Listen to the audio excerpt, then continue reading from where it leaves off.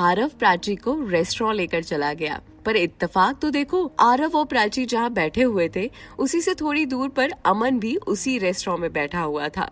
आरव और प्राची ने भले ही अमन को नहीं देखा था, पर अमन ने इन दोनों को देख लिया था और आज भी अमन को यही लग रहा था कि आरव और प्राची एक दूसरे से प्यार करते हैं, इसीलिए तो साथ में घूमते फिरते हैं, साथ में शोरूम भी शुरू किया। अमन के दिमाग में आज भी यही गलतफहमी पल रही थी और गलतफहमी दूर करने वाला कोई था भी तो नहीं जो उसे हकीकत बता पाए। अमन प्राची को देखकर गुस्से में आ गया। दोनों को साथ देखना अमन को बिल्कुल भी मंजूर नहीं था।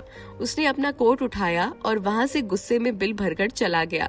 थोड़ी देर बाद आरव और प्राची भी नाश्ता करके वहाँ से चले गए। आरव और प्राची कार में बैठकर जा रहे थे। आरव कार ड्राइव कर रहा था और प्राची उसी के बगल में बैठी हुई थी। वैसे तो आरव कभी प्राची से अमन के बारे में कोई सवाल नहीं करता था, पर आज पता नहीं उसे क्या हुआ। वो गाड़ी ड्राइव करते करते बोला, प्राची एक बात बोलूं?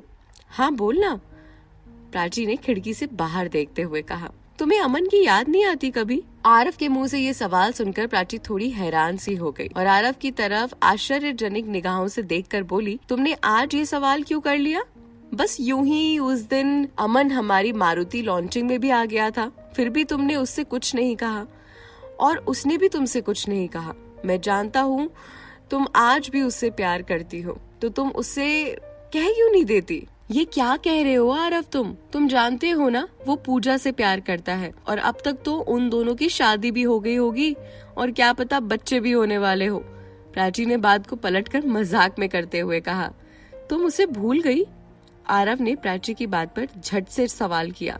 क्या फर्क पड़ता है यार, अब मैं उसे भूलूं या याद रखूं?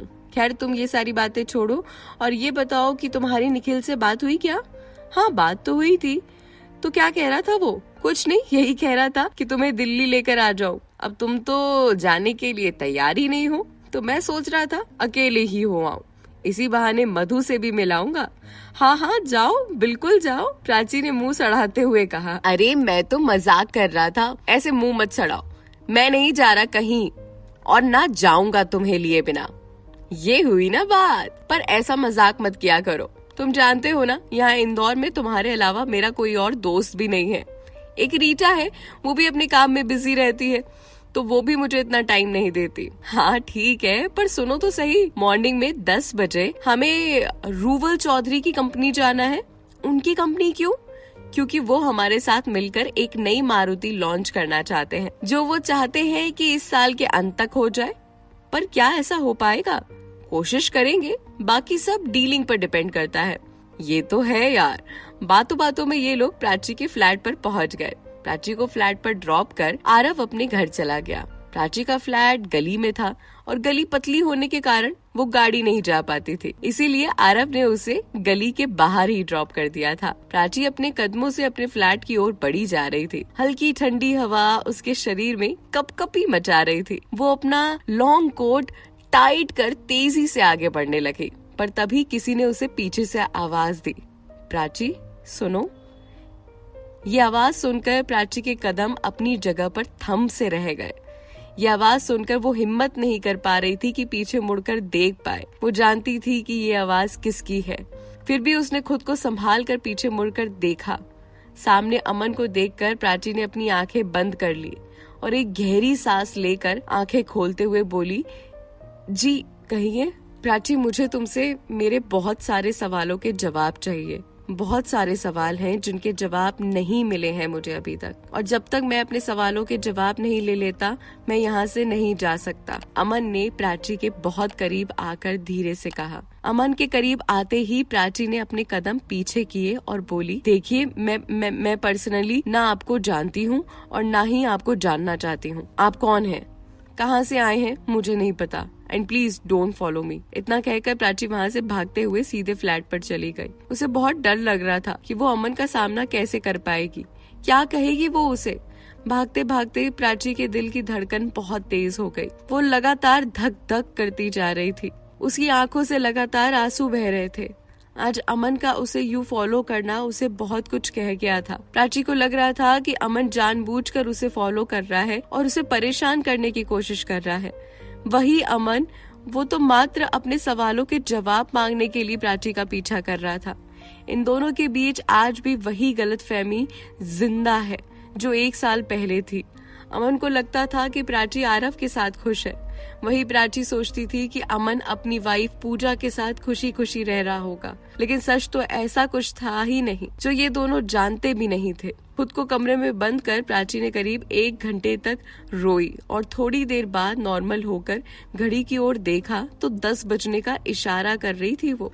टाइम देखकर प्राची ने चुपचाप अपना कंबल ओढ़कर बेड पर लेटकर अपने आप को नींद के आगोश में भर दिया। प्राची यहाँ बहुत अकेली सी पड़ गई थी। दिल्ली में पहले मधु थी जो उसकी हर बात सुन लेती थी, लेकिन अब आरव को हर बात कहने में थोड़ा हिचकती थी वो। सुबह उसकी नींद खुली तो वो एकदम चौंक कर उठी और हड़बड़ाते हुए जल्दी से तैयार होने लगी। उसे पता था कि आज उसे आरव के साथ रूवर चौधरी की कंपनी जाना है। तैयार होकर वो अभी खड़ी ही हुई थी कि बाहर गाड़ी का हॉर्न बजने लगा। वो समझ गई कि आरव उसे लेने आ गया। ये देखकर जल्दी से उसने अपना मोबाइल उठाया और गाड़ी में बैठकर आरव के साथ रूवल चौधरी की कंपनी चली गई। मिस्टर रूवल चौधरी की कंपनी में डीलिंग के समय उसके सामने अमन भी आया। अमन को देखकर प्राची फिर झिझक सी गई। वो बार बार अमन से भागने की कोशिश कर रही थी और बार बार उसकी किस्मत उसे अमन के सामने लेकर आ रही थी। अमन को देखकर प्राची का दिमाग काम पर कम और अमन पर ज्यादा लग रहा था। उसे डर था कि अमन यहाँ कोई हंगामा क्रिएट ना करे, उसे कुछ उल्टा सीधा ना बोल दे। पर अमन उसका ध्यान केवल काम पर था। उसने एक बार भी नजर उठाकर प्राची की तरफ नहीं देखा। प्राची को थोड़ी हैरानी तो हुई कि कल तो ये अमन मुझे फॉलो कर रहा था, पर आज मेरी तरफ देख भी नहीं रहा।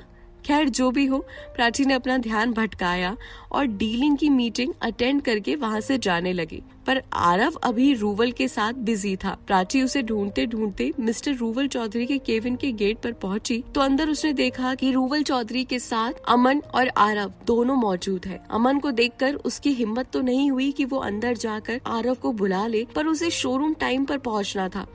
इसीलिए उसने ना चाहते हुए भी रूवल चौधरी के केबिन का गेट खोलते हुए कहा, Excuse me, Arav, come fast. We are getting late for showroom. Wait, I am coming.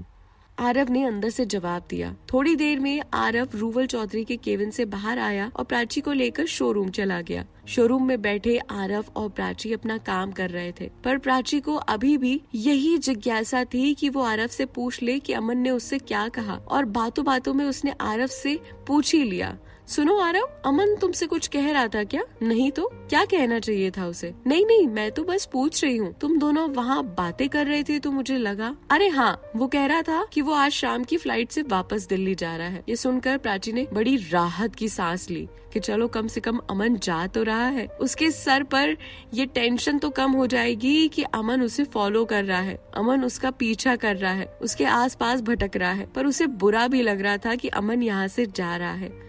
भले ही अमन कैसा भी हो, पर प्राची के लिए उसका प्यार था, उसकी जिंदगी था। वो अमन के बिना एक पल जीने की उम्मीद भी नहीं कर सकती थी। वो जानती थी कि शायद उन दोनों का मेल इस जन्म में ना हो, लेकिन केवल एक ना हो पाना यही वजह अमन से प्यार करने के लिए कम तो नहीं थी ना। अब आगे क्या होता है